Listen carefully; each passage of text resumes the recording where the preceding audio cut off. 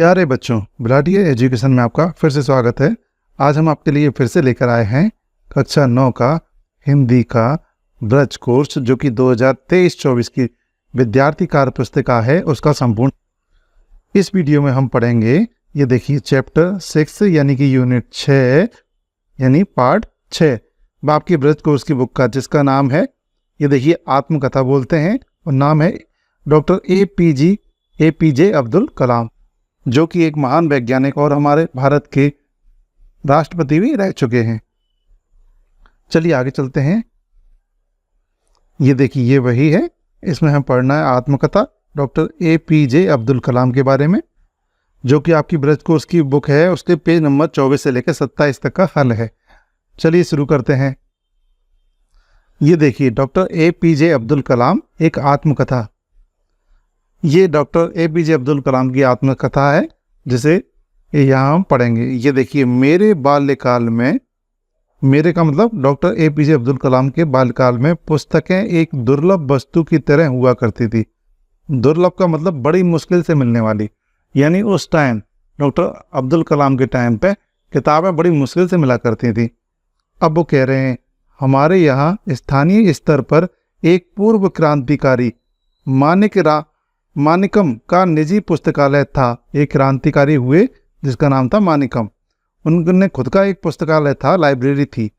उन्होंने घर से पढ़ने के लिए उत्साहित किया, यानी वो उनको मोटिवेट करते थे अब्दुल कलाम जी को कि घर से आप पढ़ें।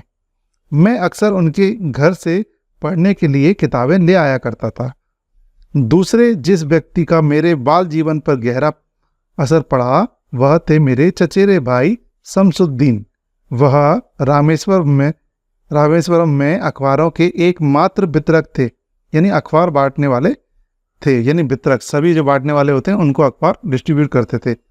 इन अखबारों में स्वतंत्रता आंदोलन से संबंधित ताज़ा खबरें, ज्योतिष से जुड़े संदर्भ और मद्रास, जो कि अब चेन्नई सराफा बाजार के भाव प्रमुखता से दिए होते थे। तो जो अखबार के डिस्ट्रीब्यूटर थे उनके भाई शमसुद्दीन, उनके अखबारों में क्या छपता था? स्वतंत्रता आंदोलन से संबंधित ताज़ा खबरें छपती थी, ज्योतिष से संबंधित ताज़ा खबरें छपती थी। और देखिए, जो मद्रास है, जो चेन्नई नाम से जाना जाता है, उसका जो सराफा बाजार था, उसके जो भाव थे, सराफा बाजार सोना चांदी का बाजार होता है, उसके जो भाव थे प्रमुखता से दिए गए होते थे उन अखबारों में। महानगरी दृष्टिकोण रखने वाले कुछ महापुरुषों के बारे में चर्चाएं करते थे। पाठक हिटलर, महात्मा गांधी और जिन्ना के बारे में अखबार में जो कुछ छपा होता था, वह सब मेरी समझ से परे था। इसलिए शमसुद्दीन के ग्राहकों को अखबार बांटने से पहले मैं सिर्फ अखबार में छपी तस्वीरों पर नज़र डालकर ही संतोष कर लेता था। यानी अब्दुल कलाम जी कहते हैं कि उस पेपरों में हिटलर के बारे में छपा होता था, महात्मा गांधी के बारे में छपता था, जिन्ना के बारे में छपता था, जिन्होंने पाकिस्तान को अलग करने में महत्वपूर्ण भूमिका निभाई थी, उनके बारे में कुछ खबरें छपती थी, पर उनसे कोई उन्हें मतलब नहीं रहता था। उनका मतलब सिर्फ अखबार में जो तस्वीरें होती थी उन तक सीमित था। हर बच्चा एक विशेष आर्थिक, सामाजिक, भावनात्मक परिवेश में कुछ वंशगत गुणों के साथ जन्म लेता है। ये कह रहे हैं अब्दुल कलाम जी कि एक परिवेश होता है कि उसके विशेष आर्थिक गुण होते हैं, यानी पैसे संपन्न होता है या गरीब होता है। सामाजिक दृष्टिकोण, भावनात्मक दृष्टिकोण से जो फैमिली से उन्हें उत्तराधिकार में मिलती हैं कुछ चीज़ें, तो उनसे वंशगत गुणों के साथ वो जन्म लेता है, यानी जन्मजात ऐसे गुण उसमें आ जाते हैं। फिर संस्कारों के अनुरूप उसे डाला जाता है। फिर जैसे जैसे बच्चा बड़ा होता है, तो जैसे माता पिता या परिवार या परिवेश उसको संस्कार देता है, वैसे वो बच्चा ढल जाता है। मुझे अपने पिताजी से विरासत के रूप में ईमानदारी और आत्मानुशासन मिला। यानी अब्दुल कलाम जी कहते हैं, मेरे पिताजी ईमानदार थे तो वो मुझे विरासत में मिली, मैं भी ईमानदार था। यानी जो आत्मानुशासन मेरे पिताजी में था, वह मुझे भी विरासत में मिला। माँ से ईश्वर में विश्वास मिला, यानी माँ का ईश्वर में विश्वास था, तो मुझे भी अपने भगवान अल्लाह, ये ईश्वर में विश्वास था। और करुणा का भाव मुझे माँ से मिला, करुणा दया का भाव मुझे माँ से मिला, क्योंकि माँ भी मेरे करुणा भाव रखती थी। और यह गुण जो ऊपर बताए गए हैं, वो मेरे तीनों भाई बहनों को भी विरासत में मिले। यानी जो मेरे माता पिता में गुण थे वही गुण मेरे तीनों भाइयों में मिले और मुझे भी विरासत में मिले। चलिए आगे अगले पेज की ओर चलते हैं। बचपन में मेरे 3 पक्के दोस्त थे। पहले थे रामानंद शास्त्री, दूसरा अरविंदन, तीसरा शिव प्रकाशन। ये तीनों ही हिंदू परिवारों से थे। रामानंद शास्त्री तो रामेश्वरम मंदिर के सबसे बड़ी पुजारी पंडित लक्ष्मण शास्त्री का बेटा था। अलग अलग धर्म, पालन पोषण, पढ़ाई लिखाई को लेकर हम में से किसी भी बच्चे ने कभी भी आपस में कोई भेदभाव महसूस नहीं किया। मेरी माँ और दादी घर के बच्चों को सोते समय रामायण के किस्से और पैगंबर मोहम्मद से जुड़ी घटनाएं सुनाती थी। तो यहाँ पे देखिए विशेष बात बोल रहे हैं कि मेरी माँ, अब्दुल कलाम जी की माँ और अब्दुल कलाम जी की दादी। यहाँ देखिए कितनी सुंदर बात कही गई है। क्योंकि APJ अब्दुल कलाम एक मुस्लिम थे, तो उनकी माँ, देखिए वो कह रहे हैं मेरी माँ यानी अब्दुल कलाम जी की माँ और अब्दुल कलाम जी की दादी जो मुस्लिम होते हुए भी देखिए घर के बच्चों को यानी मैं और तीनों भाइयों को सोते समय रामायण भी सुनाती थी। हिंदू धर्म की रामायण के किस्से और मुस्लिम धर्म के पैगंबर मोहम्मद से जुड़ी घटनाएं सुनाती थी।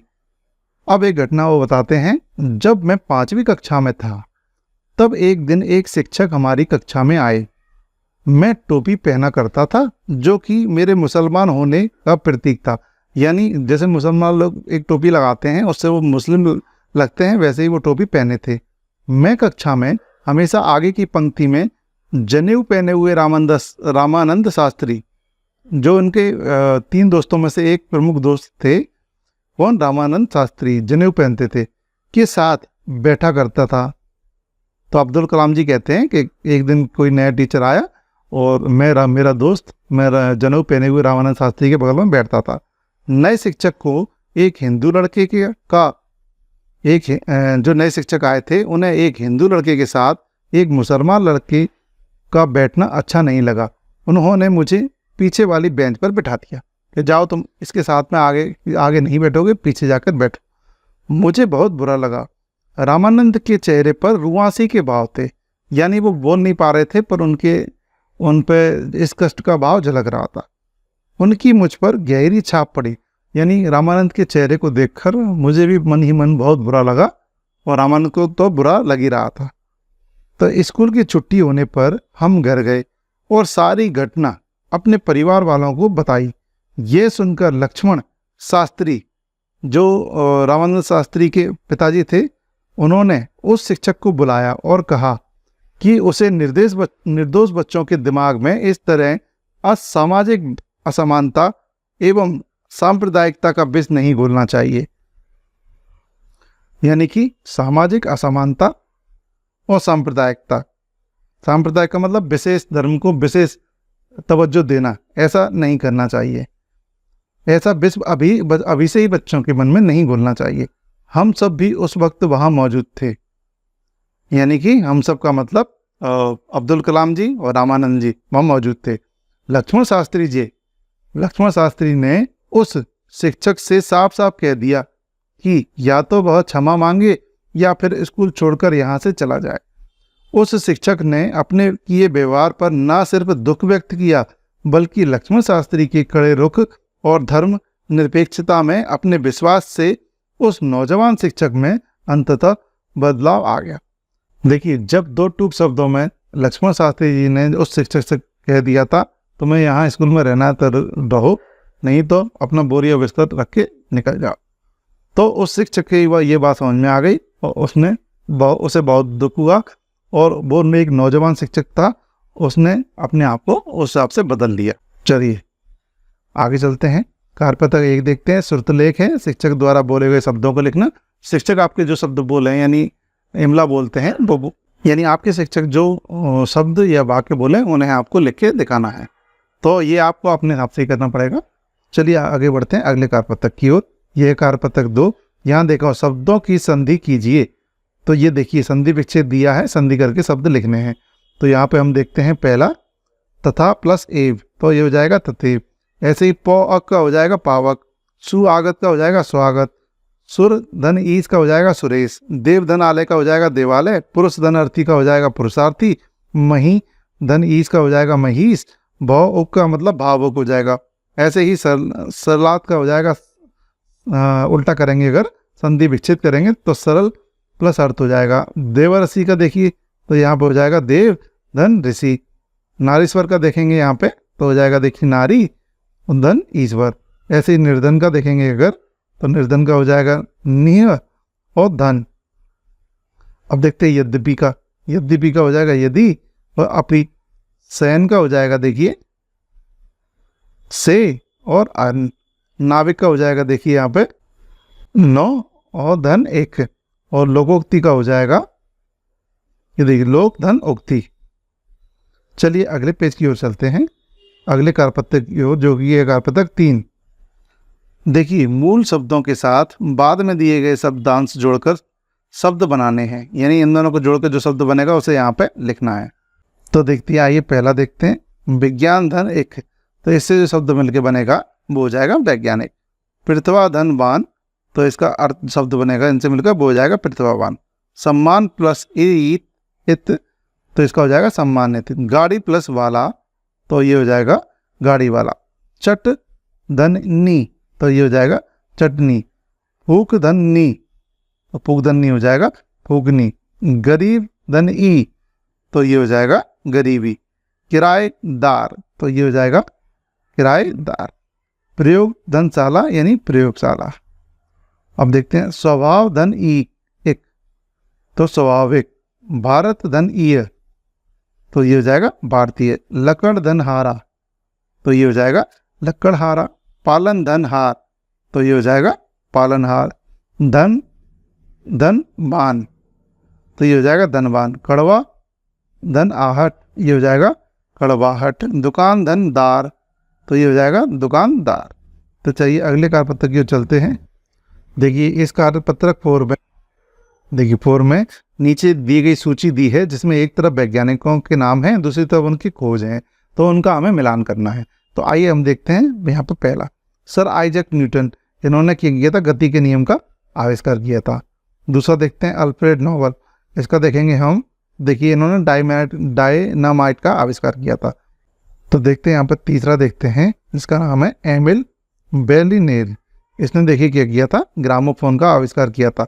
अब देखिए ग्रामोफोन के नाम से आप कंफ्यूज हो सकते हैं, तो मैं आपको स्पष्ट कर देता हूँ। ये ग्रामोफोन का मतलब आधुनिक माइक्रोफोन का श्रेय, यानी वो ग्रामोफोन का ही आधुनिक रूप है, तो इसका श्रेय जाता है एमिल बेर्लिनेर को। चलिए आगे देखते हैं। एडमंड हेली ने धूमकेतु का आविष्कार किया। गैलीलियो ने टेलीस्कोप का आविष्कार किया था। अलेक्जेंडर ग्राहम बेल ने टेलीफोन का आविष्कार किया था। और देखते हैं जॉन नेपियर ने नेपियर लघु गणक का आविष्कार किया था। और मैरी क्यू ने रेडियम का आविष्कार किया था। इससे हमने मैच द फॉलोइंग को मिला दिया है। चलिए आगे चलते हैं अगले कार्यपत्रक की ओर। यह कार्यपत्रक 5, कॉलम आ में दिए गए समानार्थी शब्दों का मिलान बा में दिए गए शब्दों से करना है। दुर्लभ का मतलब होता है बहुत मुश्किल से मिलने वाली चीज, तो देखिए इसका हो जाएगा कठिनता से प्राप्त होने वाली चीज। दूसरा देखते हैं पुस्तकालय, तो पुस्तकालय होता है पुस्तक घर, जिसमें बैठकर पुस्तक और पत्र पत्रिकाओं आदि हम पढ़ते हैं। तीसरा होता है वितरण का मतलब होता है बांटना। चौथा हो जाएगा देखिए आत्मकथा मतलब स्वयं की कहानी। पांचवा हो जाएगा आर्थिक का मतलब हो जाएगा अर्थ से संबंधित यानी पैसे से संबंधित। छठवा हो जाएगा दृष्टिकोण का मतलब होता है देखने का हमारा नजरिया। चलिए अगले कार्यपत्र की ओर चलते हैं। यह है कार्यपत्रक 5 का दूसरा। दिए गए शब्दों के विलोम शब्द लिखकर उन्हें वाक्य में प्रयोग कीजिए। जैसे देखिए यहाँ पे ईमानदार का विलोम शब्द उन्होंने लिखा है बेईमान, और बेईमान शब्द को हमें वाक्य में प्रयोग करना है। ये देखिए इसी तरह हमें अन्य वाक्यों का विलोम शब्द लिखकर उनके वाक्यों में प्रयोग करना है। जैसे देखिए विश्वास का देखते हैं हम, विश्वास का विलोम शब्द हो जाएगा अविश्वास। अब देखिए अविश्वास शब्द का वाक्य में प्रयोग करेंगे। तो देखिए संसद में अविश्वास प्रस्ताव पेश किया गया। अब देखते हैं धर्म का जो विलोम शब्द है वो हो जाएगा अधर्म का वाक्य में प्रयोग हो जाएगा ये। देखिए अधर्म को न अपनाकर धर्म के मार्ग पर चलना चाहिए।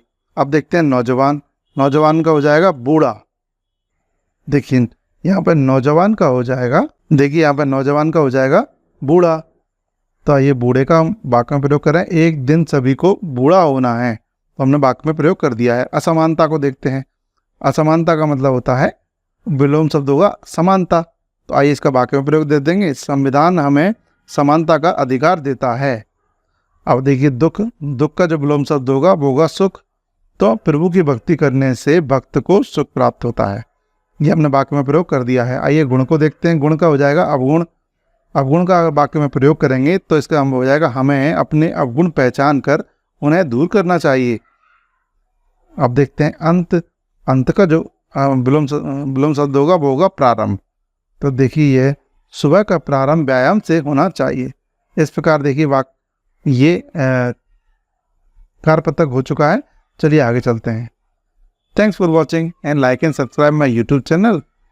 यदि मेरी वीडियो आपको पसंद आती है तो आप उसको लाइक और सब्सक्राइब जरूर करें और शेयर भी करें। और यदि आप त्रैमासिक परीक्षा का सिलेबस देखना चाहते हैं, त्रैमासिक परीक्षा जो कि आपकी 12 सितंबर 2023 से स्टार्ट है, उनका सिलेबस देखना चाहते हैं तो उनकी वीडियो भी मेरे चैनल पर डली हुई है, आप आ जाकर आराम से देख सकते हैं। Thanks for watching again.